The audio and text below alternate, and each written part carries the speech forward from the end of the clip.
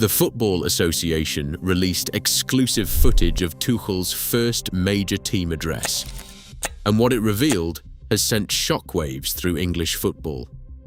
This is not the England setup you have grown accustomed to over the last 8 years.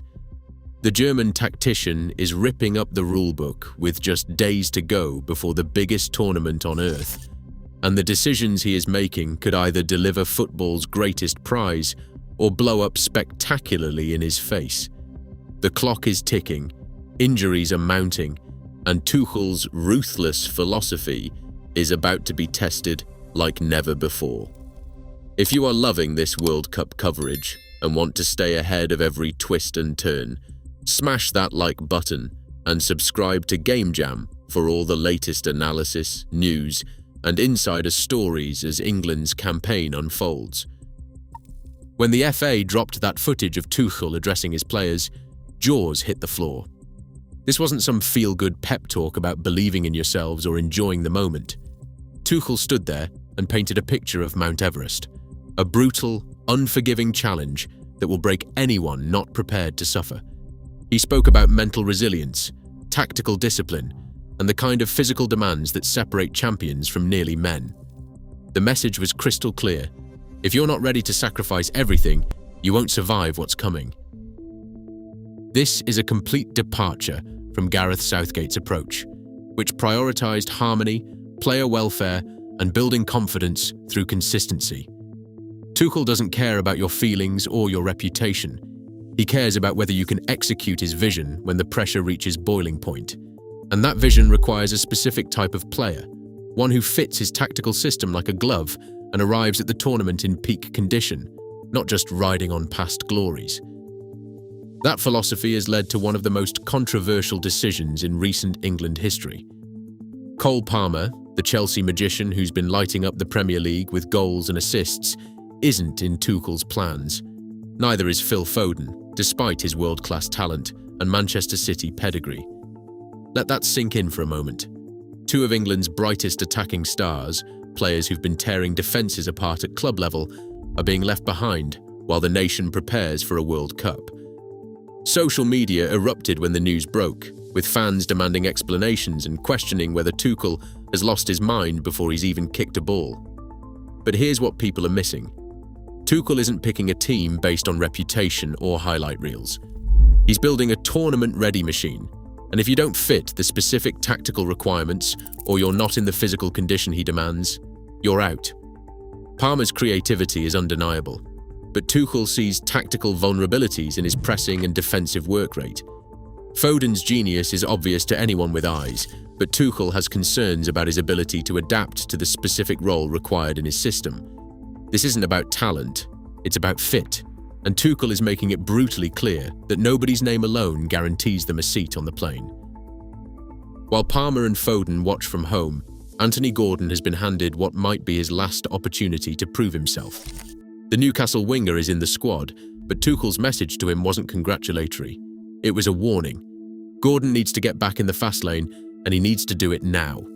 His recent form at club level has been inconsistent at best, raising eyebrows about why he's been included when more established names have been axed. But Tuchel sees something in Gordon that fits his vision: pace, directness, and a willingness to run himself into the ground for 90 minutes. Those qualities matter more in Tuchel's England than intricate playmaking or moments of individual brilliance.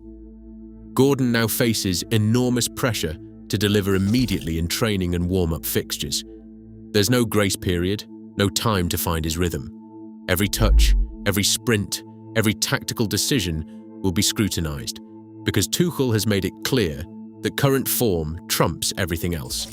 Gordon's inclusion over Palmer and Foden will be vindicated if he performs, but if he struggles, Tuchel will face an absolute firestorm of criticism for gambling on potential over proven quality. Just when you thought the selection drama was enough to deal with, a nightmare scenario has emerged.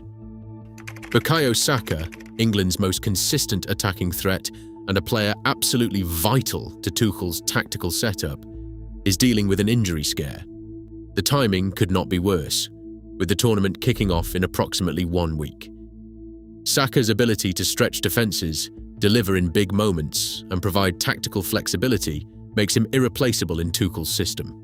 Losing him would force a complete rethink of England's attacking strategy, and the backup options are nowhere near as reassuring. This is not just about replacing goals and assists, it is about replacing a player who does the defensive work Tuchel demands from his wide players while still providing end product. The medical team is working around the clock to assess Saka's condition, but every day without clarity adds to the growing anxiety around England's preparations. If Saka cannot make it or is not 100% fit, Tuchel's carefully constructed tactical plan could collapse before a ball is even kicked in anger. And with Gordon already under pressure to perform and Palmer watching from his sofa, the margin for error has become razor thin. What is making Tuchel's selection decisions even more complex is the unique challenge of this World Cup. The 2026 tournament across the United States, Canada and Mexico presents obstacles England has never faced before in a World Cup setting. We are talking about massive travel distances between venues, dramatic climate variations from freezing Canadian stadiums to sweltering Mexican heat, and an expanded format that demands deeper squad resilience. Tuchel is not just picking players for their technical ability, he is selecting athletes who can handle rapid time zone changes, extreme temperature swings, and the physical toll of a longer tournament structure. This is why his Mount Everest metaphor resonates so perfectly. The conditions in North America will test every aspect of fitness, mental strength, and adaptability.